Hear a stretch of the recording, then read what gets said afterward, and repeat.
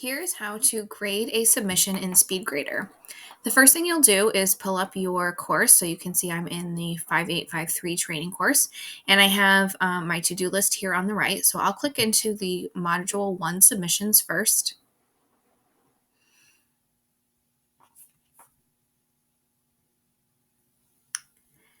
And you want to make sure that it is sorted as I have it sorted here by submission status. So needs grading, not submitted, etc. And then I'm going to go to one of my more recent student submissions.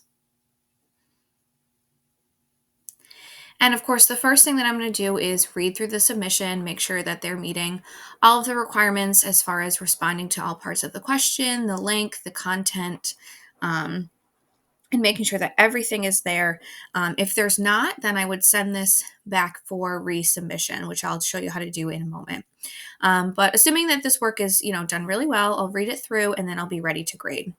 So the first thing I'm going to do is click View Rubric. And you can see here, there's this little button that will drag the rubric out for you, that we have a modified version of the holistic rubric. So I would really suggest keeping a link to the detailed holistic rubric both on your bookmarks bar as well as kind of open on a tab while you're grading, so you can reference it and make sure that you are looking at all of the appropriate categories while you're evaluating. So you'll go through, and if the prompts are addressed, you simply click addressed. If they are kind of just at expectations but not above, you'll click the B. Or if I read through and I say, I think they really do line up with everything in that holistic rubric, I'll click the A for both, and then I will click Save. Now, just a reminder as well, if there are more than half of these categories that are in this A category, the student will get an A. If there are less than half of the categories that meet the A criteria, then they would get that 85 or B. So once I go through here, I evaluate all of the appropriate assignments, I'm going to hit Save. I also then need to add in the grade. So I'll either put in 100 for the A or the A itself, or 85 for a B and for a B itself. So once that grade is submitted, I will then, or rather entered, I will then go down here and I'm going to add my holistic feedback. So I'm going to start with a greeting. So I might say, hi, Michelle. I'll add 2 to 3 references to student work. I will add an opportunity to extend the learning. And I will make sure that I use the appropriate cheerleader voice throughout my response. So once I've done completing all of my feedback for Michelle, I'll go ahead and click submit, and she'll be all set. She can receive her feedback and her grade, and she can move on to the next module.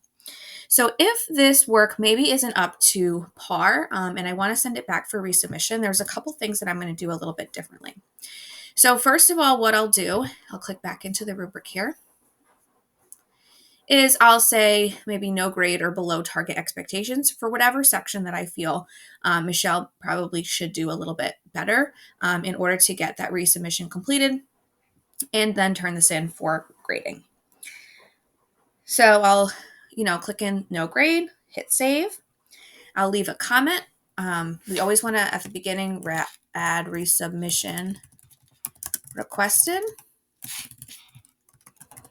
so that she knows clearly what it is, and then I'll leave her a little note letting her know what area she needs to redo, and then resubmit for my evaluation.